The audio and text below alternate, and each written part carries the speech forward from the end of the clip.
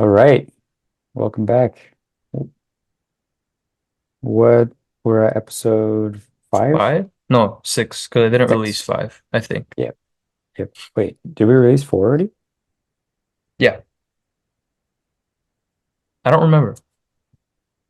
Well, it doesn't really matter. Yeah, They'll see it in the thumbnail. The four sweet. subscribers we have. Yep, Awesome. You want to take it cool. away or you want me to start? Um, Go ahead. Okay. This is more of a thought I had, an idea. I think that's the wrong way to put it, but yeah, it's not a thought. I have learned something interesting recently, and I've been putting it into practice. So, if you work in retail, more of like a service industry where you get tipped, like fast food, coffee shop, or if it's your own business and you want to train your employees on how to make more tips. You want to know how you get more tips? And I've How's seen that? a huge percentage increase in credit card tips when I do this. And my parents own a food truck, so I gotta get this on. I haven't put it on today, and my breathing is terrible, congested. All right, that's a lot better. Um, You have to set up your system where right after the tip, it'll ask if you want a receipt, and you have to choose. The actual employee, the person at the register, doesn't ask, do you want a receipt? So your iPad shows, do you want a receipt or not after the tip? Why? Easy. Never ask people to answer the tip question. Never say that. They hate it. I hate it when someone asks me, can you answer the tip question, choose however much you want, or hit no. That pisses me off. I Hmm. subconsciously I don't enjoy having that question asked. It's like almost a little impolite. I feel like that should just be a decision I make. How do you get around that? And I think a lot of other people feel the same way. Like I said, if you have the receipt after the tip, this is what I do. And every person that I've trained to do this that works at the register, we literally see a huge percentage in tips increase when it comes to credit card. Why? I tell them, if you could quickly finish up on the screen, it'll ask if you want a receipt. I don't mention the word tip. I don't say tip. I just brush right past it. Dude, it's insane. And a lot of times people will walk away without answering the tip question, not even to bother hitting it. And that way, I could be like, hey, real quick, can you come back here and finish up on the screen? It'll ask if you want a receipt. That way, they don't think you're just trying to get you to put a tip down and you Yeah, actually get to answer if they want a receipt or not. So it's a win for the customer and a win for you. And I'm serious, the amount of times that people are already walking away but end up tipping, but when I ask that, it's nuts. So at least a 50-60% increase in tips. hmm. And Dang. I know there's an anti-tip thing going on right now, Yep. but honestly, why not just make more on it while you can? So it's Yeah. pretty interesting. I've seen that work very well. That's an Like interesting when, thought. yeah. I've been noticing that I would I'm lately giving custom tips all the time. Like I don't care if there's someone behind me in line. I do want to leave a tip, but I will leave a custom tip. I'm not gonna go with your now 18, 24, 30% tips, which is insane. Like legit, Yeah. some places that I shop at frequently, like coffee shops and whatnot, I saw that recently change where from, 15, I think 15, 18, 20, it changed to 18, 24, something like that. So like Why is it it's so just high? jumped. I don't know. I mean, people are trying, Ours are they're 10, always 15, and 20. they're always switching the locations. Have you switched them before from like right to left? Mm-mm. People are so used to hitting the 10 that if you switch them, you can catch them on that. So That's like, kind of but messed up. yeah, for sure. And so like I'm just set in my mind. I'm just going to leave a custom tip and whatever that's going to be, whether it's more or less. Typically, it's like, it's still in the range of what they're asking, but I just leave a custom tip because it's usually just a flat amount that I want to leave. You want to know Uh, how I figure out if I'm going to tip at all or not. And How? first of all, Menchie's can go to hell with your tips because, dude, I'm literally putting the ice cream in my own cup, putting the servings on. I'm putting it on the scale, and you Yep. hand me a spoon. You're not get. You should tip Sometimes me. you grab the spoon yourself. That's the crazy part. Yeah, but they should. Well, here they will never let you grab the spoon yourself anymore. They gotta Really? serve you with tongs, dude. Every Menchie's I've been to. But dude, they should tip me. I should get $1 or two for having to go around and do that. I'm literally doing the employee's job. So that's how I feel. They're not cooking. They're not, it's not like a buffet. A buffet, there's cooks, there's people, cleaning your table. That's different. They're still serving you to a degree. Yeah. So I've never left a tip there. And the thing is, they ask on the card reader, you have to hit buttons one, two, or three, and all of them are tips. And you have to hit custom and then hit 0% for not to have a Oh, tip. really? Dude, I Interesting. hate that. That makes me want to even try even harder not to give them a tip. Like I'll do anything not to. Yeah. Like it'll make it my life mission not to give them a tip. Everywhere else, if it's just a walkthrough, like where they just quickly make me a coffee, and it's not like I know how much harder it is to cook food at a fast food drive-through versus just making coffee. It's Yeah. a very different type of job because with fast food, you're packing the food, putting it in the bags, like it's just, you're hot and it's super high paced. Coffee, it's a little easier. I tip average $1 to two max at a coffee place. Yep. Like I can't do more. Dude, you know how much I paid for one regular latte at Starbucks the other day? You want to guess? It was a venti latte with sugar-free Venti, vanilla. sugar-free vanilla. Do they add on for that? It's like 80 cents. Okay. I'd probably say $7. Dude, it was almost $9. It was like 8.60. Oh my goodness. Dude, I was like, That's what the insane. heck? Well, I did put whole milk in or whatever, but that shouldn't be almost $10, dude. What the heck? 10, almost $10 for one cup of coffee. And then there's a tip question. I'm like, brother, you should talk to Starbucks because this is literally like, I'm not paying $10 for a cup of coffee. I don't even tip at that point. It's so expensive. Yeah. That's like Yeah, that's fair true. food prices, dude. Yep. That's wild. That's wild. I remember growing up thinking $5 for a cup of coffee was absolutely bonkers. And then Bro, it's your like dad right. thinks $3 for a cup of coffee is intense. I talked to him. He's Seriously. like, I would never pay $3. I'm like, brother, if you find me coffee for $3, I'm gonna go there every day. Seriously. Yeah, seriously. And I remember like actively paying like five, six, and now it's like what, eight, nine, 10. 2 cups of coffee, I've 17, actually I've $16. been meaning to make this video. I might make it sometime soon here, but I've been meaning to go to Starbucks and just to legit get the most expensive cup of coffee I can out of them. Like, what can I add to this? Give me four shots, extra shots. Dude, Give me you should see my seven mom's pumps coffee. of everything. Like, how much can they charge you for a cup of coffee? That's my question. Like, I think you can bring it up to like easily like high Oh yeah. 20s. I think Dude, you wanna pretty know how much easily. my mom's coffee costs? Because I used to always get it for her. I even got it recently with the more jacked up prices. $13, I think, her cup of coffee. She What is gets it? a quad shot, upside down, triple Americano, freaking whatever the heck, flipped upside down 13 times, shaken with 72 pumps of sugar-free caramel or whatever. I don't remember exactly what the order was, but I was like, dang, dude. $13. That's wow. Yeah. I think it was quad shot with like decaf, Yep, half calf, whatever. It was nuts. I was like, how do you spend this much on one cup? that's crazy. If you spend, dude, this is my point. Why I'm saying paying $17 a day to have a Tesla in a payment, which I don't like Tesla, but Yep. that's not that bad. It's not crazy compared to what we spend on a daily. It's not crazy. Hmm.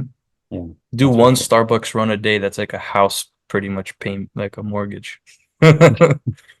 Almost. Yeah. I mean, if you especially if you're shopping for a few people, they can get up there pretty easily. Yeah. And if you're getting like croissants and sandwiches, then it's like $40. Dude, they're gonna have Afterpay soon. What's Pay that? in four payments, the Oh, buy for a now, cup of pay coffee? later. Yeah. Seriously, dude. Oh my gosh. That's crazy. That's a crazy thought. Anyways, and I'm actually gonna make a video on the whole tip thing because it's actually very helpful and I've made more money by doing it. I've had days Yeah, where I've done a couple hundred just off tips. that's nice. It's That's really nuts. nice.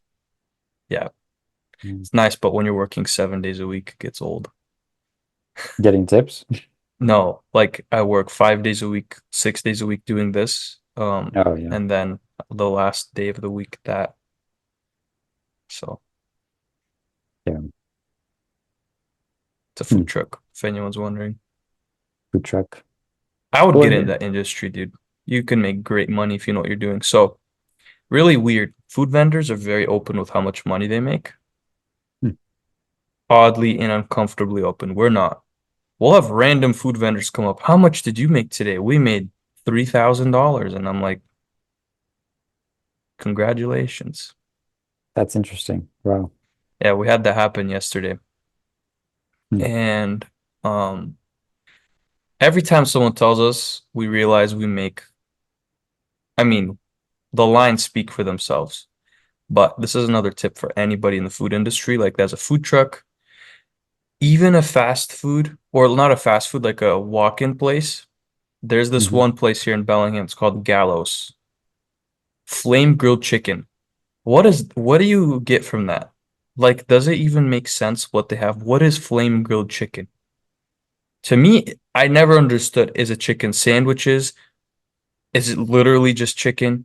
And that place has been open for a long time and it's always empty. And I went in there once and they have great food. But I'm like, it's empty in here. Half the seats are up. And I talked to the guy, he's like one of the co-owners. He's like, yeah, man, like the best day we had was like 40 people. I'm like, dude, how are you guys still open? And I told him, bro, if you wanna get sales in here, you gotta have signs. Like this is what we have. It has to make very clear sense. My dad built, after he built this huge sign over the trailer, like flips up. It's massive. It's literally like half the trailer. Hmm. And it has all of our best selling items. Boom, boom, boom, boom. You could see it. You can make a decision if you want or not, literally from across the whole event. Yeah. Just that, like almost doubled the sales of the trailer. Yeah. It's like free advertising. But It anyway, is. big Yeah. signs, big giant sign. This is what we have. Like there was this Indian food truck at that same event, same location as us. I had their food. It was so good and really reasonably priced. Dude, they had like no people come because you can't, their menu is like hidden inside the truck and you have to look up to find it. Mm. Yeah. Or there's a That's what mini I. donut Yep. trailer. Sorry, last thought. Mini donut Mhm. trailer, they sell as well as we do. Corn dogs, by the way, mini donuts suck. Not because ours, they're just better. Ours are, Yeah. we have a whole special ingredients we put in. Their Yep. corn dogs aren't that good. But either way, that trailer has no signs. They just have the menu items listed, but no pictures. And we get probably 4 times more customers, even though they have very similar food products. Mm. Interesting. And it's literally just because they don't have the proper advertising of what they sell. Yeah. They're not doing the basics. And so even as something like a food truck business, you can apply so much different marketing strategies and stuff like that. It's really Yeah. interesting. Yeah. Yeah. I was going to mention when we have a night market here, and that we go to sometimes. It's actually closed for the summer, ironically. They're only open in the winter months because Too it hot. gets too hot. Yeah. But it was interesting as I'm walking through. I'll usually do one walkthrough, see the trailers, and I'm waiting for something to catch my eye. And there's usually things that I either have past experiences with, like gyros, for example. Anytime I see gyros anywhere, it always catches my eye. I'm like, oh, my eyes just find that word. Because I love gyros, they're really good, and I know that you can make them really well in a truck. You can make most food really well in a truck, but that specifically, it just pops out, and I'm like, oh, I know, I can have a good meal there. But it's interesting seeing like the different things that different people see. Like when you're walking through there, I had a friends who like, noticed a smoothie spot. I didn't even notice it. Like I seriously didn't even notice it. I was just looking for something else. But it was really fascinating. I started thinking about that. And today also we were walking through a mall and I was just like walking, like looking at the store names. And I was like thinking like on a split level, what am I seeing first? Like what word out of the name am I seeing first? Is it the P, the C? Like what am I seeing first? And what is going through my brain to like make me want to come in, walk away, not even look? Like what is it, you know? And it was really interesting. It was really interesting. There's some Hmm. places that like you're like, oh, this is interesting. I want to go check that out. Other places where just like just walking by and you feel like you're not losing anything by walking by. And I think that's the Yep. biggest thing. If they can teach you or if they can show you that you're going to lose something by walking by and not paying attention, that's probably like the secret that they Yeah, have. dude, exactly. Like with our food truck, first of all, you don't have any questions on what we serve. Yeah. And a lot of people, I'll see them walking by and looking, and they're like, huh. And then they always end up coming back. Another thing, we just did this, and it's been such a big game changer. Our food packaging. I'll probably put a picture in here just to show what it looks like. Yep. Um, we have these new packaging for our donuts, for instance. It's like a box now. We used to just serve it in a plain white little bag. Now we have a box logo, says Sugar and Spice Mini Donuts, and it's the colors of our food truck, orange and this like light blue. And people, and same with our corn dogs. We make huge corn dogs and they're really, really good. I am not a corn dog guy at all. I've never been. Our corn dogs are phenomenal. Everybody's after they get eat one and it's big, they'll come back for a second one. I'm serious all the time. But now with their packaging, people won't mistake us even if there's other corn dog vendors. Yep. And everyone's like, I saw your corn dog, like someone had your packaging and had to come get it. Literally. Probably 100 people a day will say that to me. I think that's a huge thing. When you know, because I like even thinking of like fairs, for example, like state fairs or county fairs, whatever. I know Hmm. you guys do those events. That was the biggest thing. I see someone has you know, what are those, what's that like Coles dessert? It's like those pop little frozen Dippin' Dots? Dippin' Dots. Yeah. I see someone has Dippin' Dots and I want to get those Dippin' Dots. Hmm. And I can never find the place where they got them. Like the packaging never correlated specifically to which Dippin' Dot spot in the fair that they took it from. Because there's like Mm. three. Um, and I found that was interesting. There's always like that one big spot that does like, for example, like the turkey legs, you know, like the Yep. big turkey legs. And you can kind of tell. So like if you see someone's eating turkey leg, you know where to go. Yeah. But the packaging, like now that you think, like now that you say that, that's really interesting. And I think that's what stores do too. That's why they brand their packages because you see someone walking through a mall with a, you know, Chanel bag or something, and you're like, oh, Yeah. I got to check that out. Yeah. Someone Free found this advertising, to dude. be, yeah, yeah. And So, we did it the colors of the trailer. So you are not going to mistake where you're going. Like yeah, it's even just food trucks, dude. They would make so much more money if they just did the simple stuff. And it yeah, costs a little more per package. It is a little more expensive getting custom stuff made, but it's really insignificant with how much more customers you'll drive. yeah. Yeah. Anyways, that's it for me. This is the end of how to make your food truck make good money. How to get more tips Yep. and how to not give tips. Yeah.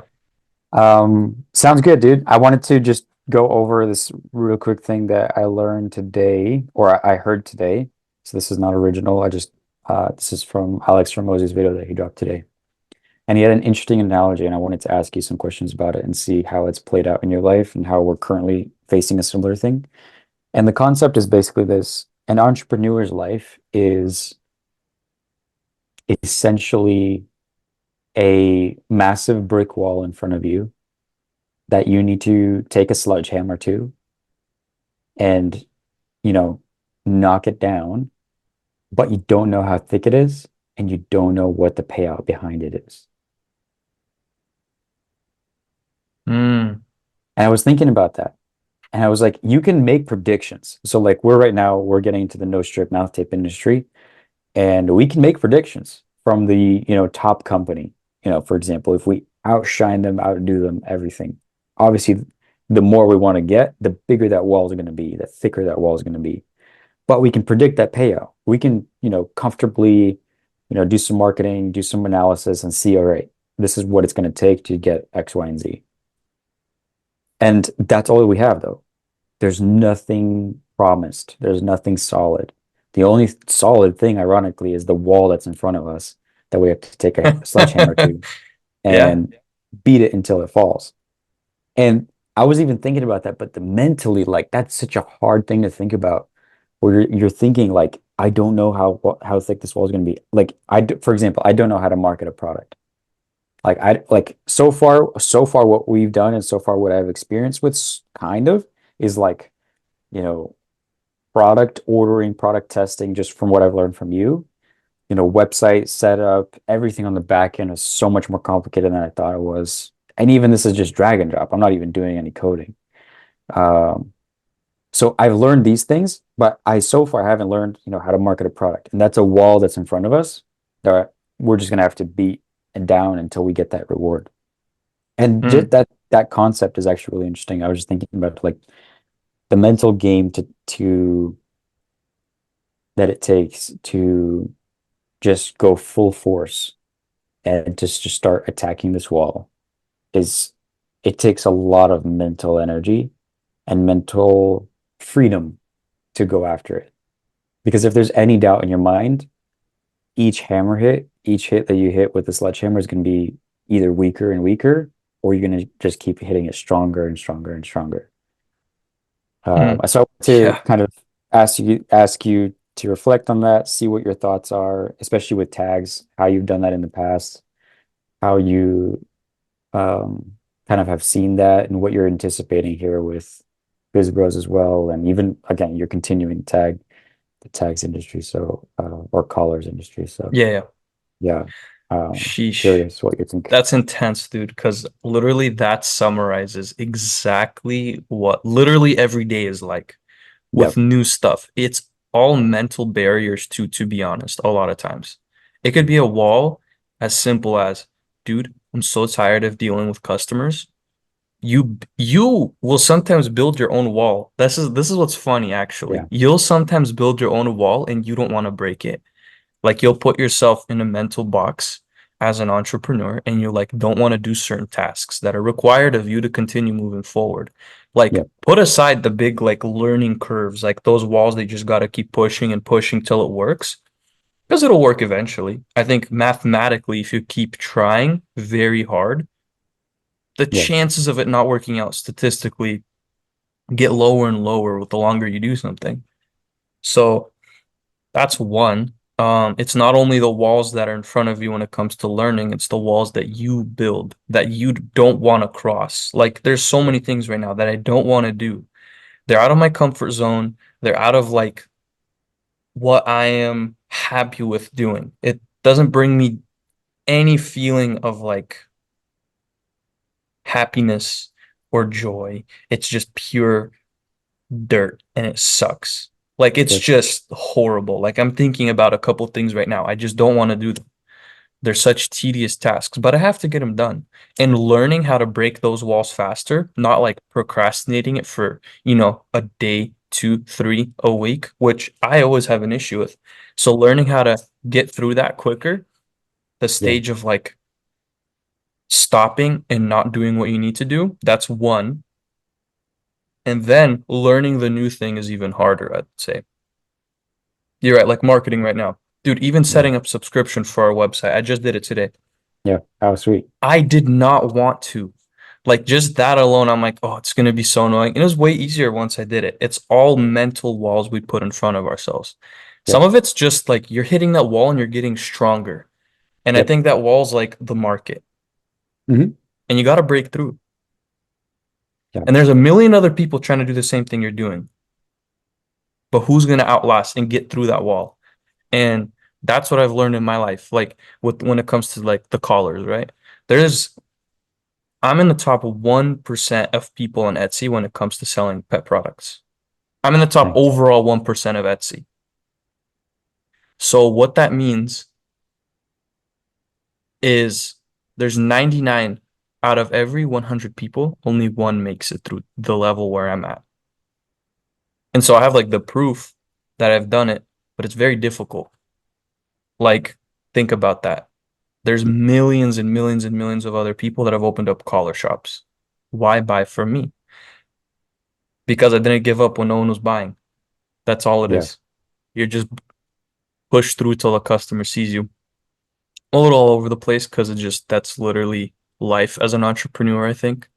Yeah. It's a little different like when you work for somebody because they Yeah. just give you tasks that you need to accomplish and there's not much of a wall as it comes to going into the unknown because you're already in a comfortable place. The person that Yeah. started your business that you're working for already went through all of that wall breaking. Yeah. Now you're just there doing the tasks that they put in front of you, which aren't easy for sure. I mean, I worked for someone for half a year and I'm like, screw this, I'm done. Um, that's a little different. But definitely that sums up what it is trying to start your own thing. Yeah. And unless that, if that thought scares you, that's good because it should. Sure. But it'll only do one of two things. It'll push you to work harder and to be the 1%, or you're just going to be like, man, screw this. Yeah. I don't want to think about work. I'm going to clock out at 5 and I'm done. So it's like a filter. It stops people that shouldn't be entrepreneurs from being entrepreneurs and people that should be make it through. I think that coming back to that thought of like the market, it's mathematically impossible for the market to overpay you for your worth. And that's it. Like Mhm. there's people that Hugh also mentioned consultants. No, this is actually Kevin O'Leary. He I was watched on a that podcast podcast. Yeah, with Iced talking about Coffee Hour. consultants. It was really interesting because he was like, Yeah. these people are really well educated. They're going to make a few million a year like, on the very high end, but they're taking zero risk. They're just bringing consultation to you. Like no there's no risk. And that's so safe. And that sounds so nice. We're just like, oh, I can just go get a degree, know some good numbers, you know, get an understanding for how business works and just go and consultate. Yeah. Like that sounded nice, but I was like, okay, but that's all you're worth. All you're worth is an opinion, and there's no, yeah, you can say, I consulted for this company and they did X, Y, and Z. hmm You're just a consultant. That CEO, is the guy who made it happen. Yep. And he does need you. In most cases, he does need you. He does need people like you, but that doesn't make you more than what you are, which is just someone with an opinion. You want to check this out. Alex Hormozy consults people all the time. Yeah, I guarantee you, not only whoever he consults has better results, yeah, that he makes way more from relationships like that. And he's only like 30 something, dude. yeah, Check this out. Patrick Bet-David.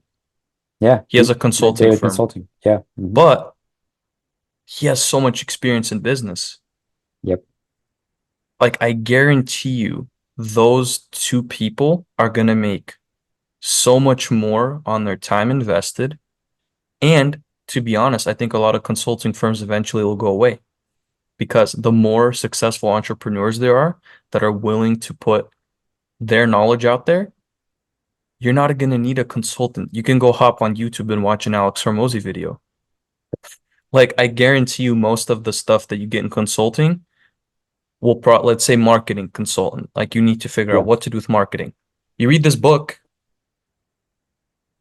I'm pretty sure you're going to get as much, if not more, knowledge from that if you just apply it.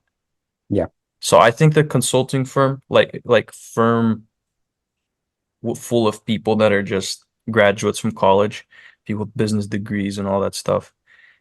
I don't see it lasting for super long if like people continue growing successful businesses because I have a few guys at my gym. They're like, I'm gonna become a consultant. I'm gonna go to college for that.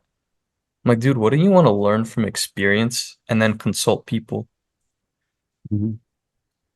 And they're like, nah, I just want a 9 to 5. I'm like, well, we need people like you. We do. I think we We do. do. And again, I'm not saying this, and I don't think Kevin said it to discount them. And I think he said that. No, Like for he's not sure. saying that they're not, doing something right. But I think that, yeah, coming back to it, like even thinking about Bet David Consulting, for example, or like even Connect, like that is like that's all consulting. Like you just need Yeah. someone to look at your situation. It's like having a role model or discipler, or I forgot how they said it. There's another term for it, but having a counsel essentially, Yeah. and having someone you can come to and just see like, okay, this is a situation. I am not able to see past the Hmm. wall. I'm not able to see past this problem. And they are able to just be like, okay, I've seen this problem before, or I haven't, or I know someone who has. Yeah. And you just need to keep going or pivot. So this was interesting about Alex's video. He was talking about times where you need to push through and times when you need to pivot. And he was saying he like shared a story about a someone from there, someone who asked for his advice, and he told him to pivot, which was like rare for him. Yeah. Yeah. I think And I saw that video actually. yeah, and it was interesting. And he had to do that, and he like I would say go watch the video, but knowing that line of like, okay, what does my business actually do? What is the problem we're actually facing? Because it's probably not what we think it is. And is this worth pushing through this wall? Do we have the heart for that? Or is it worth pivoting right now and going into a different direction? Yeah, Um, so that was really interesting. for sure. And I definitely wasn't throwing smoke at people that are like consultants because obviously they make a Yeah. ton more money than I do and they're successful in what they do, which is Yep. amazing. But I'm gonna say this, I think that the market's gonna start valuing that less with the way social media is going, with the way all these entrepreneurs are starting to get into the consulting space after becoming successful. Yep. Like literally Alex Hormozi, all he's done is consult pretty much. That's what acquisition.com is pretty much. It's It's more more of a of they're partnership, acquiring but yeah. businesses, but like let's say gym launch, kind of like consulting, but more hands-on. Yep. You could call it that. And I think that model is going to be way more successful than just consulting because the results are insane. Yeah. Like, But I think that we need specialists. That's yeah. one thing I would push back on a little bit is yes, Hmm. it's going to be very saturated. It'll That's get for more sure. competitive. Very competitive, yeah. But when for example, we're looking for someone to optimize our subscription base and we need people to stick around instead of leave and opt out, we're going to be looking for someone who legit specifically does that for a living, Yeah. and that's a valuable consultant. And I think that what's going to happen is it's going to get very, it's just going to be very, it's going to become more niche. Like for example, accounting. There's an accountant that does your taxes, or does your bookkeeping.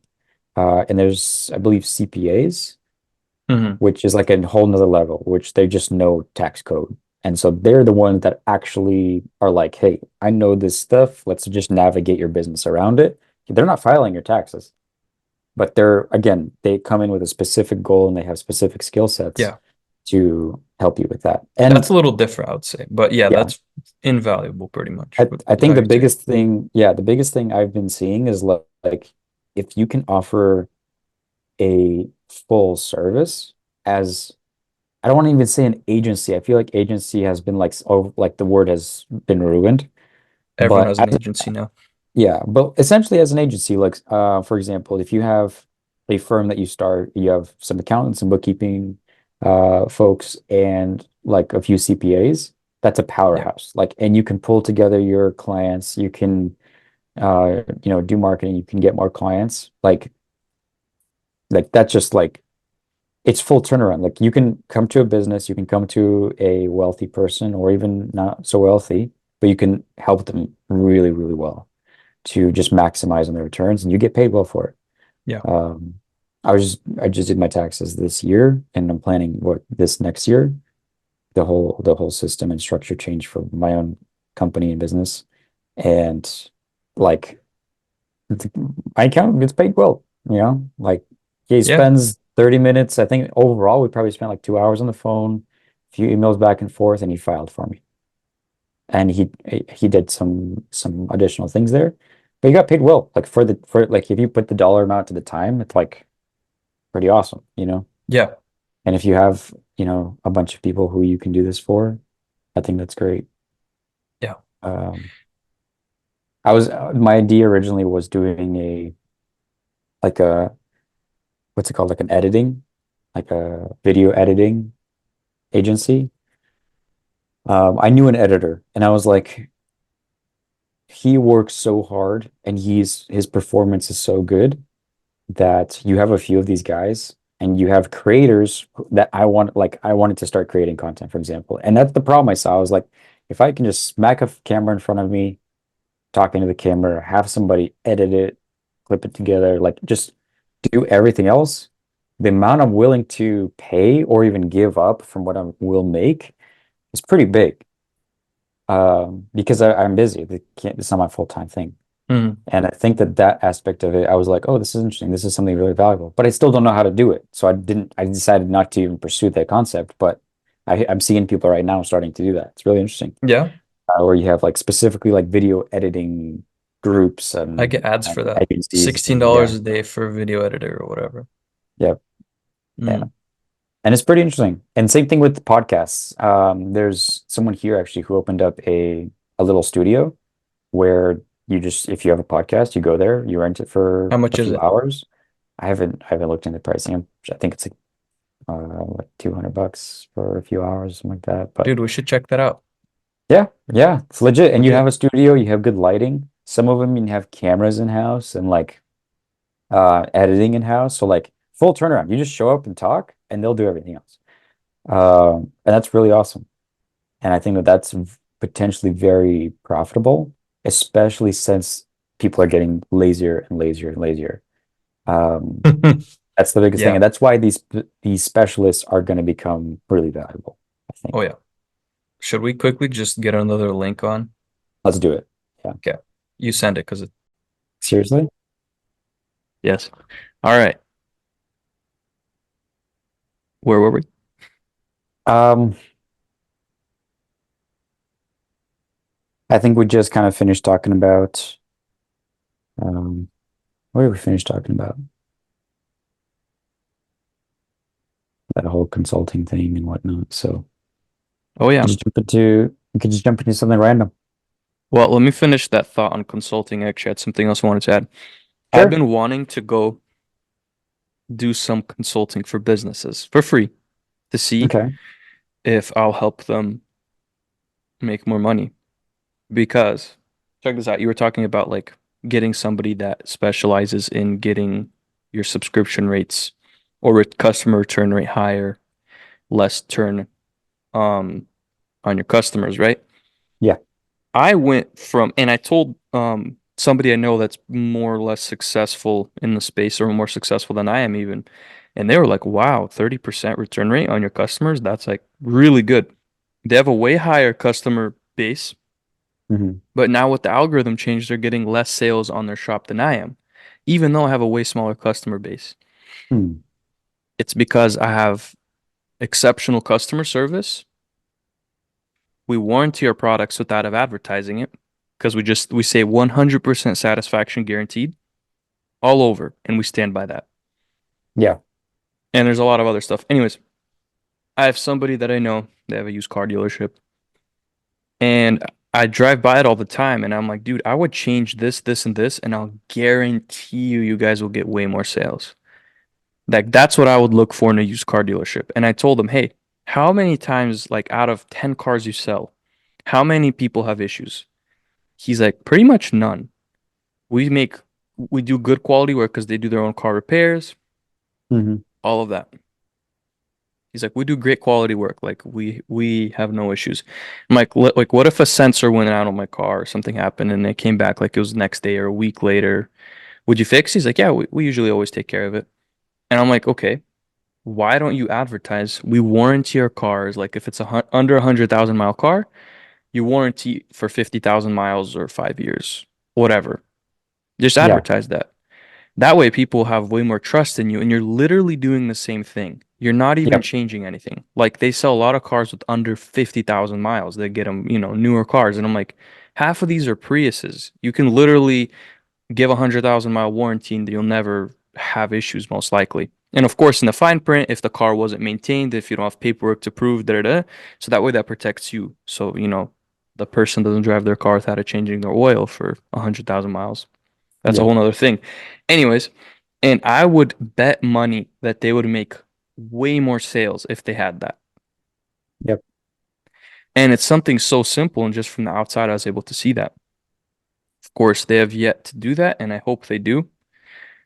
But yeah, so I could see how the consulting space would definitely be helpful. It would be interesting being almost like a door-to-door consultant, just going to businesses being like, hey, let me just write up a quick checklist of things that I think if you guys did would make more sales because to me, this is what I'm looking for. And just, try applying these things. And if it works out, tell your friends. That would be an Yeah. interesting business strategy. That would be interesting. Hmm. Yeah, kind of see what. Hmm. Yeah. I think that it would be interesting to see where that goes to. Like, if you could potentially, yeah, just charge rates, have like a consulting little firm, especially if it's something local and like you get a trusted, good Yeah. brand. Or be I like, think hey, if that'd you be don't make awesome. money, I don't make money. Like if Yeah, we're not seeing an increase in your percentage of profits or sales, I don't get paid. That way you build trust with who you're working with. Honestly, I think that's a really good idea. And if I had more time, I would yeah. probably go do that. And here is the grand old question of what do you focus on? I was just telling mom about this, where I was like, man, if I love having biz bros, but I know that if I had a chance to focus on either job more, I would have, it would have probably been better right now. I think long run, we're learning a lot, and even like trying to balance is a lot. And I think that that's going to be paying off more than I can imagine Yeah. when we learn to do that. Um, But like even like I think for most people in the moment, like if you are not thinking long term, which should be, but if you don't have these kind of opportunities long term, like just bunker down and like learn what you're doing. Make it better. Make it better. Make it Hmm. better. Make it better. Even if you're working in fast food, dude, like we were even talking with some folks this week of like people who open or manage fast food restaurants, they make good money. And if that's like what you're like as a 9 to 5, like you're making good money. Like even like Chick-fil-A owners or whatever, Yeah. people who branch out and start the brands, they're all making like 200, 250 Which is a decent. year on average. Decent, very It's decent. Like I nuts mean, work, dude. I'll be honest. it is. It's a I lot of wouldn't do it work. for that much. Yeah, it's a lot of work. But what I'm saying is like if you're in, for example, Chick-fil-A, Hmm. like you can get good at the job, you can see how everything's run. How is the manager treating the people? How do the people respond? Like start learning people, start reading Hmm. people. Yeah. And I like that those skills will pay off. But you Yeah. just need to just legit be more proactive. That's the bottom line. More Dude, proactive with your mind while you're working. here's a question to you. Yeah. What's stopping you? So this is a couple thoughts I had when you were saying that. To be honest, if you're being honest, do you think you would, if you didn't have Biz Bros right now, you would actually, the hours that you put into Biz Bros, let's say, all of them, would you spend all that time working on Homesy? That's question one. Probably, yeah, go ahead. What's question two? You can go ahead and answer that first. I would say probably not for a while. I think by this point, yes, I would be. Okay. But these last what 8 months that we've been doing Biz Bros, for the first time, no, everything was going really well.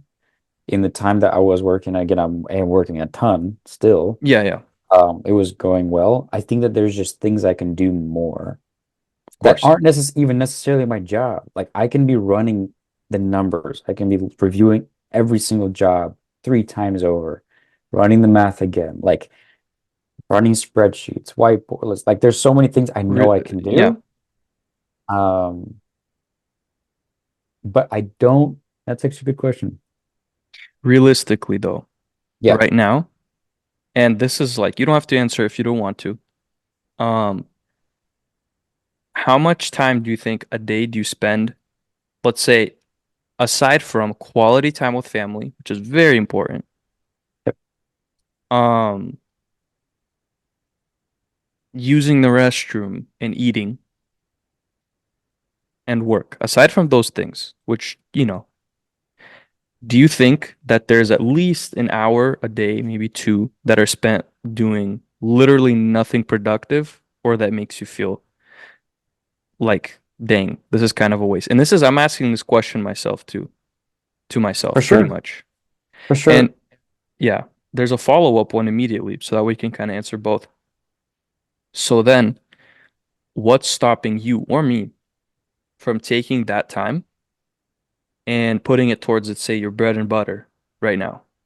Like doing those things. So how many hours do you think it would take for you to, let's say, go over a job one extra time or crunch the numbers, like a week, give or take?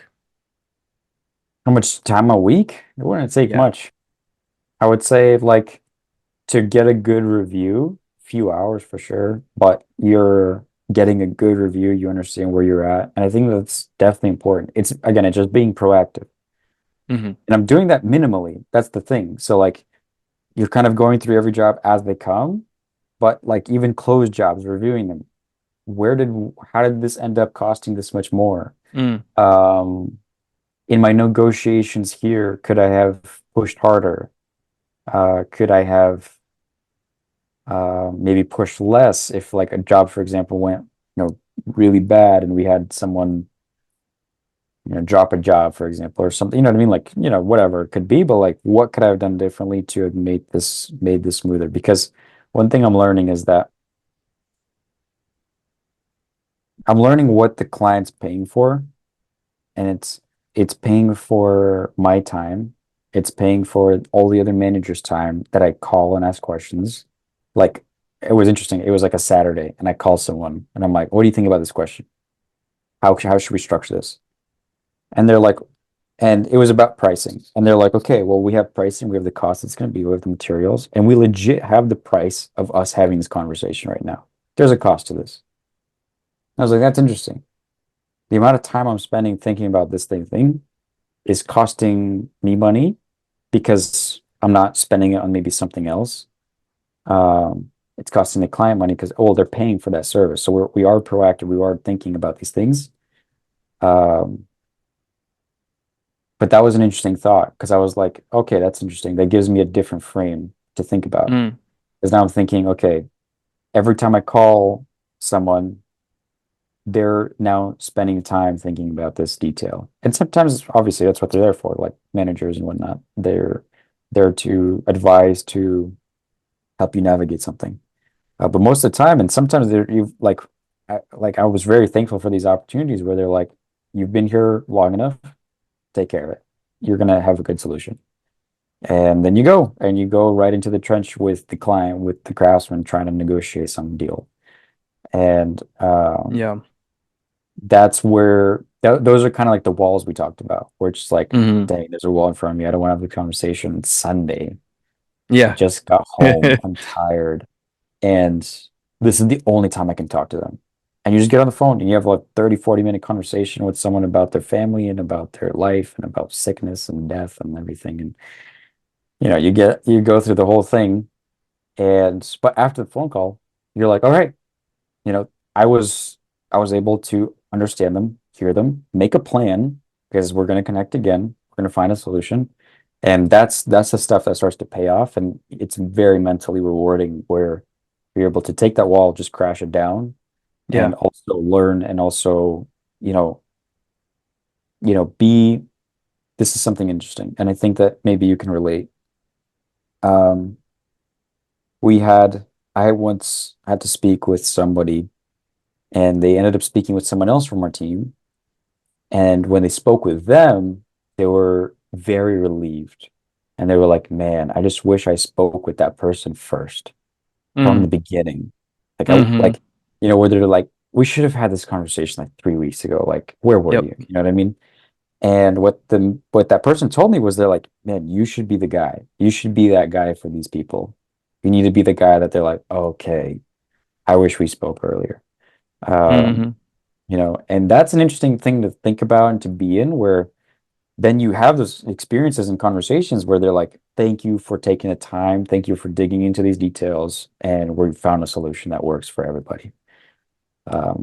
Yeah. So I think that's interesting. But to answer your question, yes, there's time in the day. I think that I was just listening to something today that was about exercise.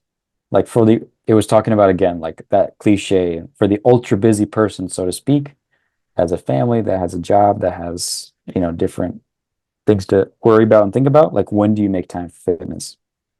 And it's purely your priorities. I think Yeah. that that's what it came down to. It's what you're willing to sacrifice. And um, I've spoken about this concept about budgeting, about life management, about different things where it's all about rewards and sacrifices. So I'm willing to sacrifice sleep in order to get in a workout. Or I'm not willing to sacrifice sleep in order to get in a workout. But I know because I've made that decision. I'm not complaining that, oh, I have no time to get to the gym. No, I have Hmm. time to get to sleep early. Yeah, I'm choosing to do that. And that just takes away a lot of mental stress because you're not like, oh man, like I don't have time for this. No, you do. You're just Yeah. choosing to do different things. You're prioritizing. You're not sacrificing something for what you're doing. And I think that that was the biggest thing. Either, sacrificing, I found that sacrificing my bedtime versus my wake up time is easier for me. So I'd rather go to Mm. bed late and wake up early or wake up, normally versus going to bed early and waking up Early. early too Yeah. and going to the gym and trying to, get my brain to work. And I Yeah. found that having like for me, like what's more rewarding and what's easier for me to actually do. So if I get a text, it's 10:30 right now. If I get a text that's like, yo, we're hitting the gym in, 20 minutes. I'm like, all right, let's go. Yeah. But if it's a 5 a.m. and someone's like, hey, we're hitting the gym in 20 minutes, I know that I can do it, but I know that it's going to take way more willpower. And just for that reason, I'm more inclined and I'm trying to build out my schedule to where it's the path of least resistance to get as much Hmm. things done that is the best Yeah. possible. Dude, that's really good. This is a thought I had while you're saying all that. I think the most successful people are the best managers. They're the best at time management. I think that's probably the best skill you can have, period. Yeah. I even think less, I think time management, but I think even a step deeper is time prioritization. Yeah, For I think example, that falls under there. yeah, I heard a story about, I think it was Mark Cuban. Someone cold emailed him and they got a response like, good email, meet me here tomorrow. Let's meet. We'll talk about it, for an hour at a hotel, at 10 a.m. And the guy like, drives across the state, meets him there in the morning, and they ended up talking the whole day. I think it was something like 4 or 6 hours. Wow. But this person, this person became ultra successful. And I think it was Mark Cuban, but I think that in their head they can see those kind of things and they understand that my priority right now is to just pour value into this person versus dealing with 10 fires that I need to deal with today, which they probably went upstairs and dealt with until midnight, you know. Yep. And It's But very interesting. that prioritization, I think that that is a step deeper to just time Mm. management, which I do agree. I think time management, I I think I don't there's think that's levels obviously, yeah. but I don't there's, think for that's example, poorly someone, managed. yeah, I think that there's someone who has a good skill, but they don't have time management. I know these people, solid skills. They don't have time management and they don't have success. I I'll know say people with good confidently time and bad. Yeah. but I know people with good time management, but poor skills that also Hmm. don't have much. So I think it's a sandwich of everything. Yeah. But when it comes to it, I think it just turns out to be like a huge benefit for Oh yeah. everything. I think that falls under time management, the prioritization, because I don't think me yesterday, I was like, dude, I'm not gonna go. So one of my buddies is visiting from out of town, and they're like, hey, we're gonna go hit up Canada. They went to the pool, swim. Then after they wanted to go get some food, and I was like, dude, no, I can't go. I gotta, get a good start on Monday. And one thing leads to another, and I'm like, ah, screw it, whatever. I'm gonna go. And I Yeah. regretted it so much. Today morning, dude, I'm like, that was the stupidest decision ever. Hmm. And decisions like that show I'm not good at prioritizing or managing my time. For instance, bad time management. You spent 30 minutes on your phone. Good time management. You spent 30 minutes uninterrupted killing your tasks.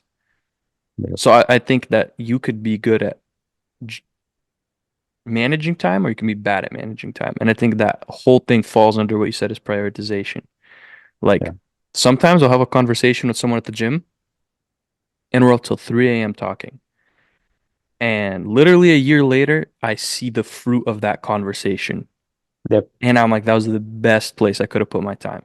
I didn't even get a Hmm. workout in, Yeah. but I'm like, that conversation led to so much amazing things happening that I'm like, dude, I would do it all over again. But there's sometimes stupid conversations where you're just wasting your time and you're not able to walk away from it. And you look 2 hours, you didn't get a workout in, and you just wasted your whole evening. Yeah. So, yeah, that's exactly it.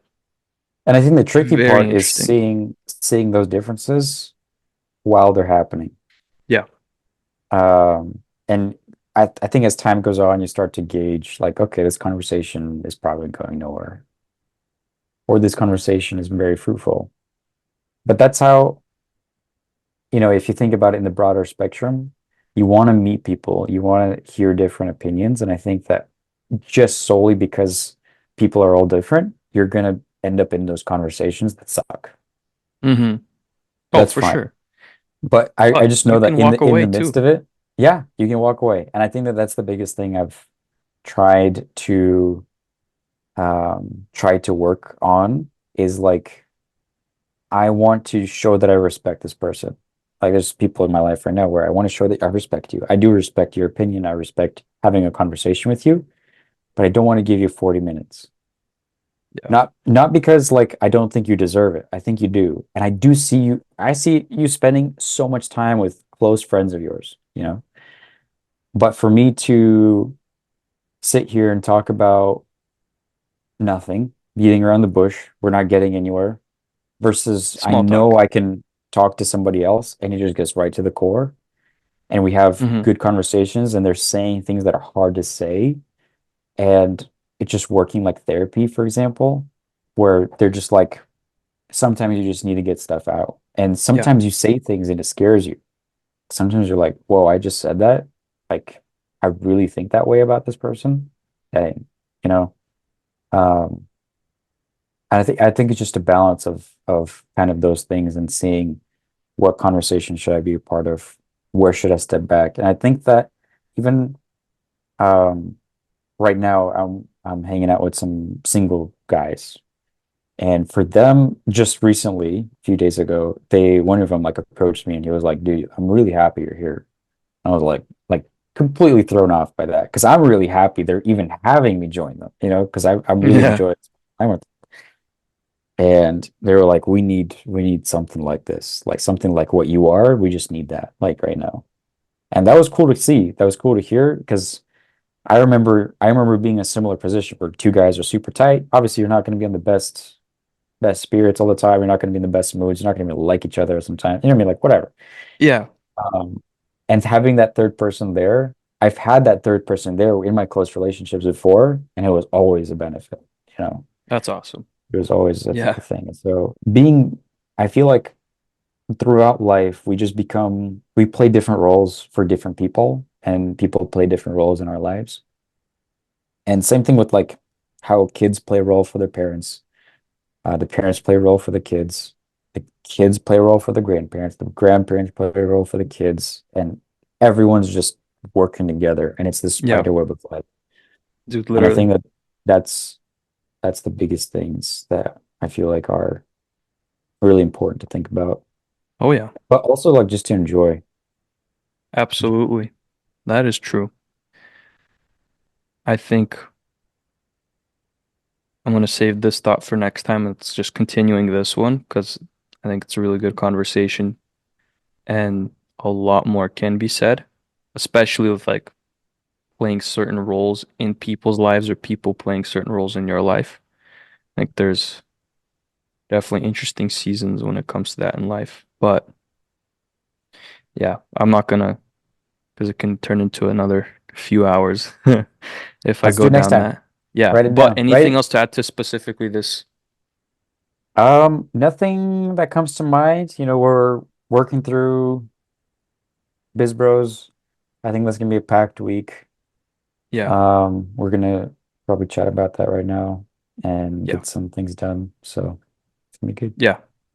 Um, put up quick update on Biz Bros. I think we could start getting into that. Yeah. I don't really have anything else to say. We're already getting subscription-based stuff ready. Um, I thought it was a good idea to do 20% discount if you subscribe, and then your second month you get a 25% discount. So an additional 5% off if you stick around for an extra month. So that's what I decided to do. We can always change the numbers, but I thought it would be good. Yeah, that sounds good. Um, and then maybe we can do instead of the second month, the third month, and then we'll start seeing the numbers and the statistics like, all right, we're getting customer turn happening on month 4. So that way on month 4, we could say, hey, we'll give you one free month if you subscribe for an extra 4 months or an extra 3 months and you pay up front. And we'll also give you a discount. So that's the way I'm seeing it is the Yeah, more customers we have, the more data we're going to have. So it'll be like, let's say month 2, 80% of people stick around with no discount, no additional discount. I'd say, okay, we don't need an additional discount month 2. Month 3, 60% of people. I'd say, all right, let's do an extra additional, 10, 15% off. Cool. Let's say month 4, most of the customers are starting to stop their subscription. We could do fourth month, you get a free month. And if you refer a friend, your next 2 months are going to be 50% off, whatever it is. yeah, We can figure out all of those numbers, but I think it'll be really fun trying to work on that. that's for sure. That's for sure. That sounds like a fun challenge. Yeah. Sounds good. Let's sign it off. Yeah. Anything else you want to add? I think that's basically everything. It was a good episode. This was episode 5, by the way. I think we have 3 posted so far. So Cool. we're the 4th ready, 5th one right now, and we'll keep powering up. Road to 100. I don't know if we ever talked about that. We're getting to 100 episodes, Oh, yeah. hopefully by, I don't even want to say it, by the end of the year. I think we Oh, can let's do it. do it. I think we Easy. totally do it. There's 52 weeks in a year. We're halfway through them. So we got to do 4 a week or 3 to get there. Yep, I think we can do it. I think so. I think we Yeah. can do it. Just gotta schedule it out. Gotta prioritize the time. Dude, let's start scheduling stuff because this is getting bad. Let's do it. Let's All make it right. good. All right. Sounds good, Peace. guys.